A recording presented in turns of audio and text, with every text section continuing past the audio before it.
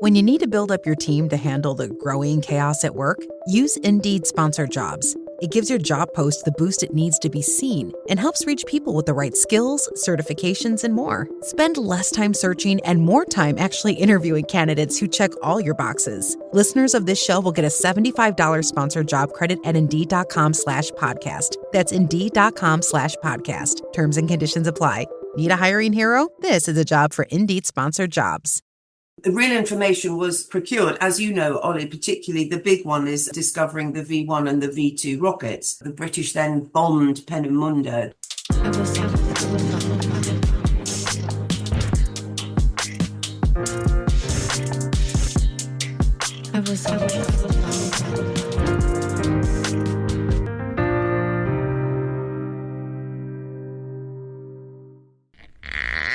Drink?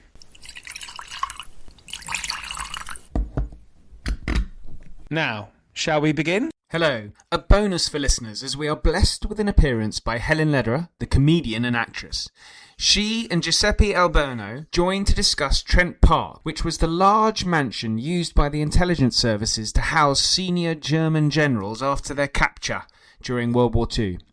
They would be wined and dined so as to loosen their tongues, and all the while recording devices took down every word and translators searched for information to help the war effort. Coming up, Alexander the Great, and then the Film Club, which will be a Zulu extravaganza, so please do share with friends, and please do rate and review if you can. But let's head into the club and meet Helen Lederer and Giuseppe Albano. Welcome, Giuseppe. Welcome, Helen. This is a great pleasure to have you on for really to coincide with the opening of the fantastic new Trent Park Museum, the House of Secrets. So, Helen, welcome. Great to see you again. Oh, it's great. I love your podcast, and it's especially nice to be on a nice one. Helen, you're such a good liar. It's fantastic. I'm and not. Giuseppe, thank you. Thank you for inviting me, Ollie. Great to be here. Well, so for listeners, Giuseppe is the director of the new museum, and Helen is the famous comedian and actress. So I'm honoured to have you both on. But I wanted to ask, really, this is the new museum that's opening up in northwest London, and it is a incredible. I mean, it's fantastic. This opened in 2026. We have new history being created about the Second World War. Who would have thought that, we would have more to learn? But Giuseppe, I wanted to ask you first, really, the story of Trent Park, because it wasn't created as a World War II building, was it? No, it wasn't. In fact, the origins of Trent Park go all the way back to Tudor times. There was a hunting lodge there. Trent Park was once part of Enfield Chase. In 1780, a fairly modest Georgian house was built on that site by Sir Richard Jebb. Then in the 19th century, the house was owned by the Bevan family of Barclays and Bevan Bank. And then in the 20th century, it became one of the houses owned by the immensely wealthy Sassoon family. And from around 1923, mid-1920s onwards, Sir Philip Sassoon, who inherited the house from his father, Sir Edward, transformed the house, remodeled it, turned it into the home of his dreams, and it became a country retreat for the great and the good and the fascinating figures from European royalty, politics, film. Pretty much everyone who was anyone came to parties at Trent Park at that time, from Charlie Chaplin to Winston Churchill, Lawrence of Arabia, King Edward VIII and Wallace Simpson. You name it, they were there. And that's the real fascinating history of Trent Park before the war. Visitors will come precisely for the reason that you say, Ollie, to discover what happened there during the Second World War, when it was a prisoner of war camp and a covert intelligence operations centre. But actually, the history goes way back beyond that, and people will discover the conversations that were taking place in the interwar years, the backdrop to the conflict in Europe in the 1920s and 1930s. The preamble to war, if you like, is just as important to the story. That's interesting. So because you got figures like Churchill visiting, then, in the lead up to 1939 and the declaration of war, it's important for that reason alone. Very, very much so. So, I mean, everybody who comes to a stately home, a country house, everybody loves an upstairs, downstairs story, right? And, We see that in the great English novels of the 19th century, the period dramas of the 20th century. People love that. But nowhere is that more marked than at Trent Park House. So visitors will come, they will discover the beautifully restored staterooms of the ground floor of the country house, where those conversations that I mentioned took place and where the parties and the soirees took place in the 20s and 30s. And then they will go downstairs and they will discover the secret heart of the house, which is where the covert intelligence operations took place during the Second World War. It's like entering another realm. This is where it gets very exciting. There's a secret door, isn't there, Helen? Oh, now I'm going to have to, is there a secret door? Wouldn't it be a tragedy if that secret door had been covered up in the renovations?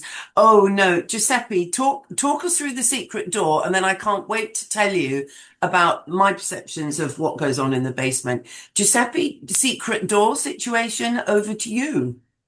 Well, I found this. I should just yes, full disclosure. I was reading an article in the Times where the correspondent was saying that there was a secret door. So perhaps this is the newspapers getting excited. There is. Yeah. Oh, there is. Thank God. Come on. But there Reveal. There is, but Helen, I think every time you've come, you've seen it opened. It's not a secret door. What it is on the ground floor, people will go through an enfilade of rooms, and they'll just walk through history, and eventually they'll end up in the library, which has been filled with beautiful books once again. We've turned it back into Sassoon's library, much as it was before his death in 1939. But then there is a secret door in the library that springs open, and it takes you into the wartime period. Oh, okay. Yes. No, I knew that. Ollie, I knew about the secret door. I've seen the secret door and it does look secret. You think it's a bookcase. I think there's a name to that, isn't there? And then once you go into that room, then you go down the stairs and there's this very strict notice saying, please do not talk or something like this. So you go, okay. And then the basement where my grandfather, a secret listener, really was stationed, the rooms are presented in such a way back to how they would have looked. So you get a sort of as if experience when you're in there, which is quite exciting. That is wonderful. And you time capsule in a way. A time capsule, yeah, no, I like that. And when I show people around, Ollie, I shall say it's a time capsule, as Ollie Webb-Carter named it. And Catherine Townsend, who was one of the few women working there, I read some of her. I had to be her voice, which was great. It's all about me, Ollie. Obviously, you know this. Of course. So they've done this wonderful AI presentation of her speaking, and then me doing that sort of 1940s clip voice. It's a great opportunity, but it is strangely affecting when you are there, because you do feel these people were down there. Largely Jewish emigres, because they could speak the fluent German, so they could understand the nuance, with a conversation where you assume people aren't listening largely, so there's no order to the conversation. It would be sporadic. It would be, like a podcast. You cut out the ums and ahs. So they would have to really concentrate on really long shifts. And you do get, it's kind of a bit goosebumpy to be there. It sounds completely thrilling to be there with the in the past. But one thing that I've mentioned in the introduction is that we've got a population of very senior German officers upstairs. So they're the upstairs. They are the equivalent of the sort of the Downton aristos. Yes. Eating and the drinking. Poshos, they were high status. So part of the theme as well of this particular sort of incarceration surveillance operation was that they were high-ranking generals who were put together, often in sharing rooms, who wouldn't necessarily know each other, so that more information could come out. But when I met Eric Marks, who was in Latimer House, a similar setup, he sadly passed away, but he was one of the surviving secret listeners. And he talked of their arrogance. It was his words, and it's not sort of stereotypical thing where you say all Germans are arrogant. That's not true. But his experience would say that their arrogance was a sort of their downfall, because they just assumed that they were not being manipulated or teased into conversations that without, knowing that they were. So it is, it's kind of human elements like that. The predictability, actually, of people all put together. You think you're on guard, you think you're knowing. Obviously, you'd think that as a prisoner of war, which they were, you'd be on the lookout for, being recorded, being observed. But that falls away after a while, as it would, having been in the Big Brother house myself, Ollie. You do, your reality, your humanness, you cannot disguise it after a period of time. So it is, human beings are not that special. They're quite predictable. Well, Giuseppe, as a historian, I wonder what your view is on sort of a contemporary equivalent. Is Celebrity Big Brother the best equivalent? Yes, or regular Big Brother, even perhaps. Yes. Yes. But yes, no, that's. I hadn't heard that analogy before, but it's perfect. I might borrow that one, Helen. Thank you. Okay, well, you can. Anything to promote this, actually. I mean, it is lovely to be talking about it with you, Ollie, because obviously there's a group of people who've worked together who wouldn't normally know each other for, 9, 10, 11 years. And so the fact that it will be opening, I think everybody's excited, heightened. It's an exciting time. That's how long it's been worked on to get ready. Yes, to get the campaign going, to get everyone in agreement. I would never have known how incredibly intense and complicated something like this is. But now I could write a book on being a trustee. Maybe I will. Oh, I think you should. Yes.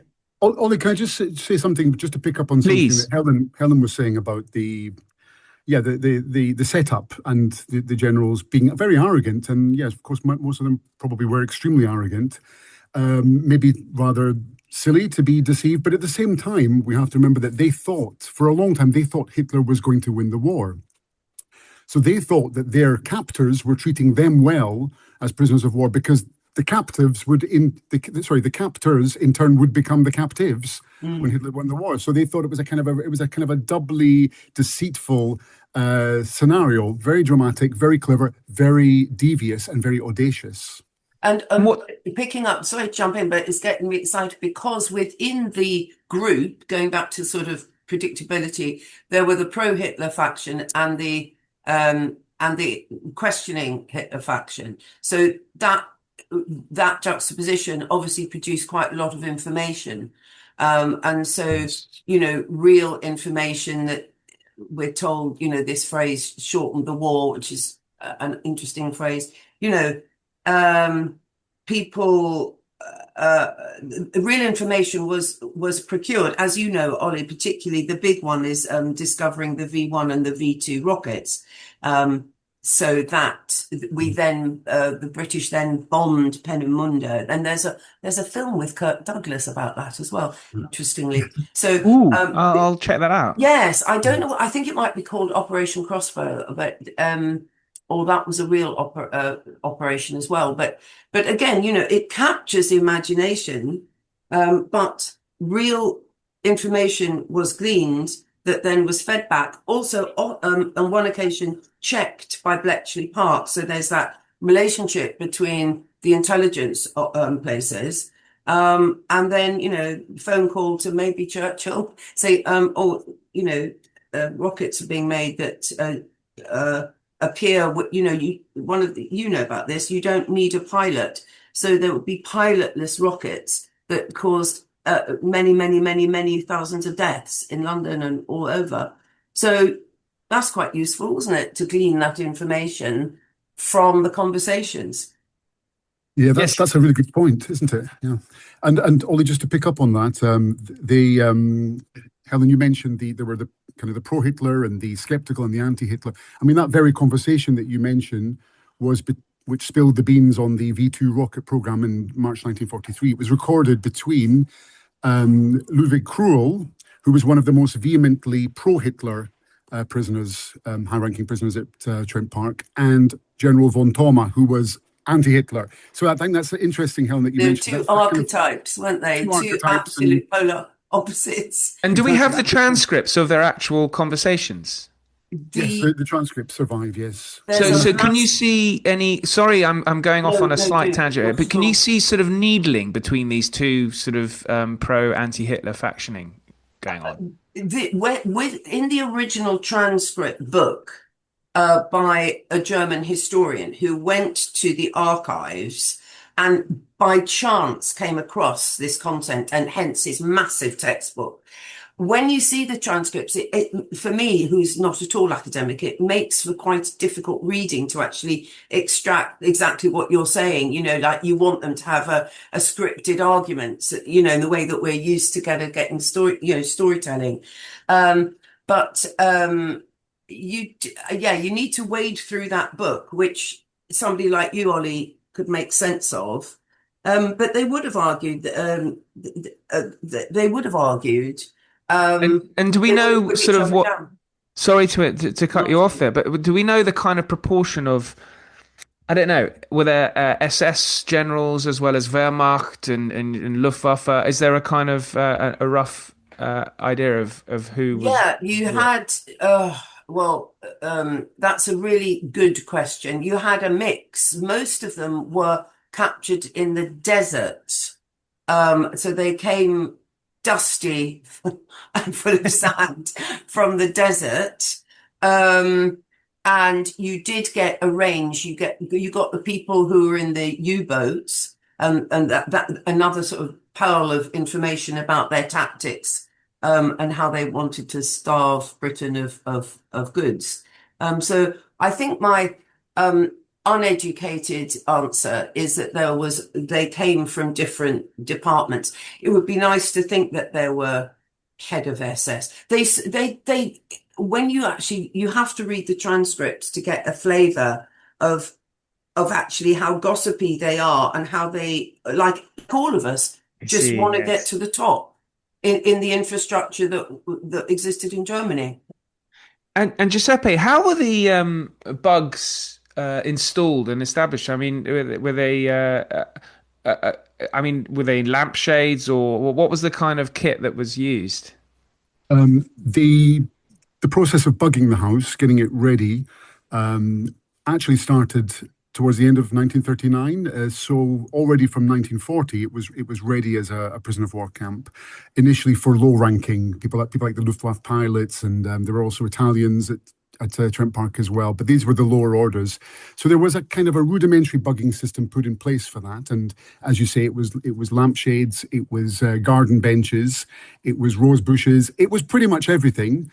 And then from late 1942 onwards, as Helen mentioned, it's the very high-ranking German officials come, most of them generals, around 84 generals, but also colonels as well. There had never been, there were other houses, there were basically a network of intelligence houses at this time. There was, in addition to Trent Park, there was Wilton Park and Latimer House. But the extent to which Trent Park was bugged, virtually everything was bugged and mic'd up. And there had never been an operation like that before. And also the technology evolved. I could be wrong, but I think the Americans paid for something. It was first of all the GPO, wasn't it? But the system became... RCA in America. Right, good. Good. So it just, like anything, evolved and became better. And Helen, you've mentioned your grandfather, but I'd love to know a little bit more. I have to say, for listeners, I've listened to Helen speak about this, and you're being very modest, but I am in awe of your knowledge on Trent Park. It really is gargantuan. But I'd love to know what your grandfather got up to. Yeah, I wish I knew more. It's like with wine connoisseurs, isn't it? The more you know, the more you realise you don't know. Do you know what I mean? And, I fear that we haven't been as tight on the info, but that's positive because more will be uncovered.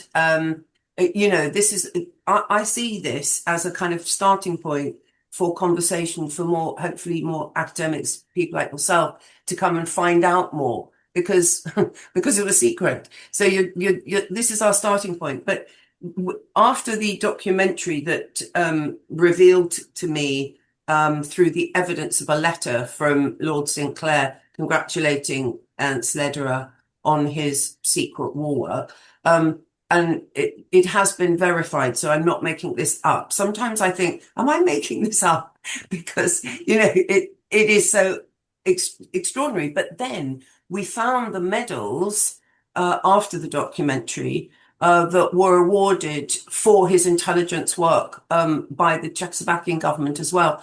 And the medals will be there. And I've had them looked at by grown-up people who know about military medals. So I can honestly say this is true story.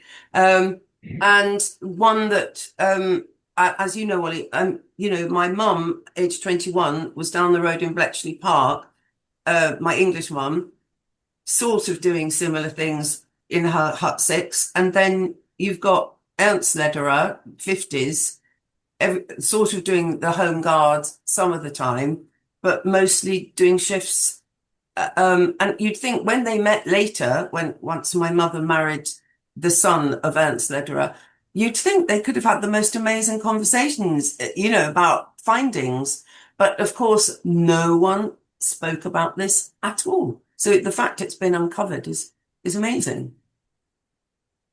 It really is. I think that generation that just kept everything to themselves. Yes, it was normal, wasn't it? Yeah. I think people do talk about Bletchley Park, and there are wonderful veterans. But my mother and my godmother, we knew that they were there, but they would never talk about the detail.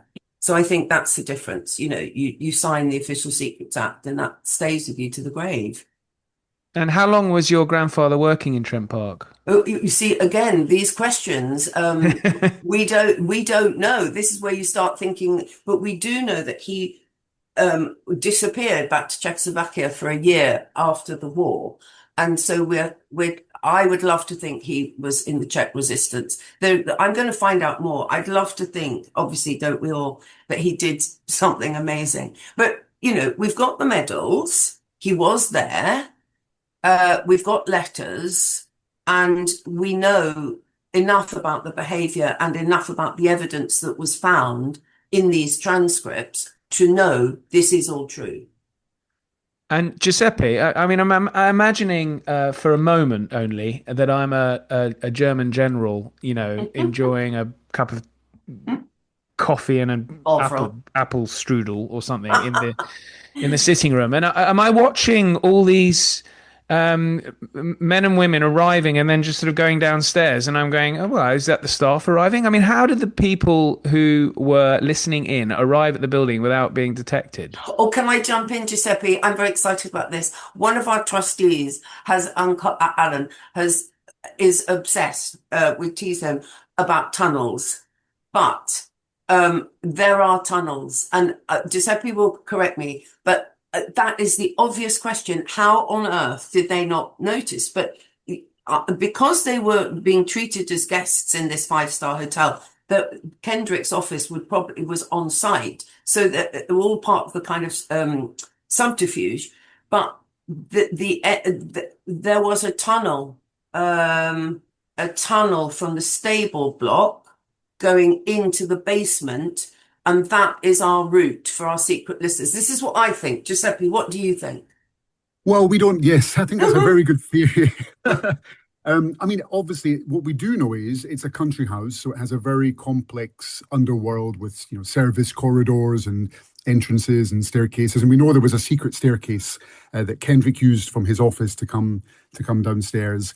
The tunnels are a theory. I don't think it's been proven yet, but I think it's a good one. I think that's the next stage, isn't it, Helen? Trying to find those tunnels. Yeah. We'll dig up the daffodil patch because Alan believes that there are tunnels under the daffodil patch.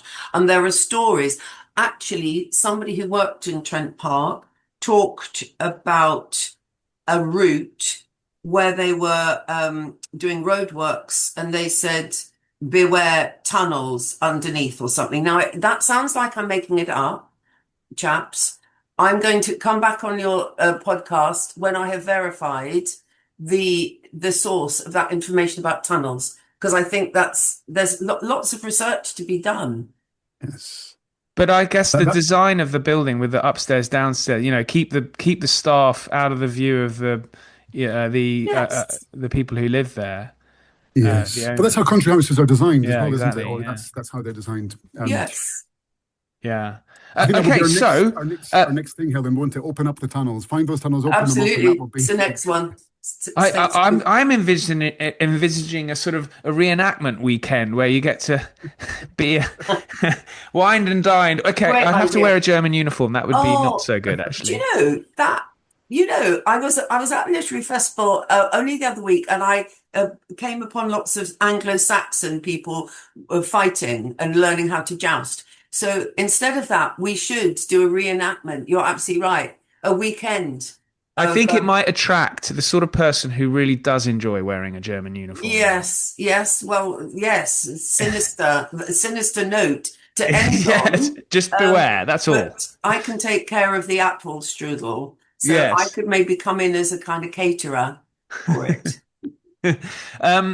So the museum, then, am I right to call it that? I mean, it's Trent Park, sort of House of Secrets. Opening, well, we're recording this on the 17th of July, and it's opening on Tuesday. So Giuseppe, could you just explain a little bit about, for anyone who is interested in visiting? For anyone interested in visiting, first of all, go to our website where you will find the opportunity to book online if you'd like to come and visit us. We recommend that all of our visitors book their tickets online. You can choose your day, you can choose your time slot. There are walk-ins available, but we expect to fill up rather quickly, and space is limited. So we would thoroughly recommend everyone to book online if they can come. Now, it's very easy to get there. The house is almost at the end of the Piccadilly line. If you come all the way to Oakwood, or you can also go to Cockfosters if you like, which is the very end of the line. The house is about a 20-minute walk from there, or there will also be a shuttle bus from Oakwood. Well, that sounds very easy.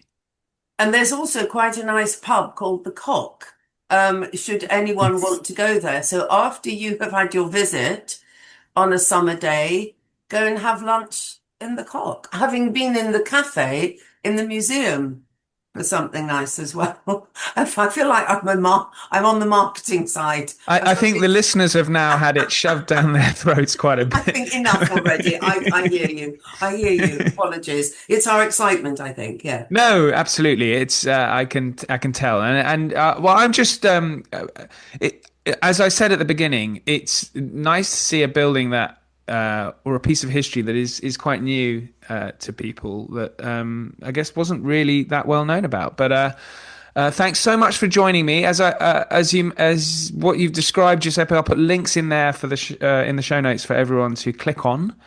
But Trent Park House of Secrets is open for business as of Tuesday, 21st of July. Yeah. We want researchers to come and build some more information for us. Right. Okay. Yeah. Right. There's a challenge there. Yeah. Okay. Thanks so much for joining me, and best of luck with the opening. We've come to the end of this club meeting, so thank you for listening. If you want to get in touch about club benefits, please do, either by email or on X or Instagram. Links are in the show notes. I've also included my Substack link so members can read articles I've written on various matters that may be of interest. The History Book Club is written and presented by me, Oliver Webb-Carter. Music is by listener Chat DMZ. Episodes continue next week and every week, so please do join, subscribe, and if you can provide the club with a 5-star rating, we would be delighted. In the meantime, I thank you again, and now I have to usher members out into the real world. Until next time.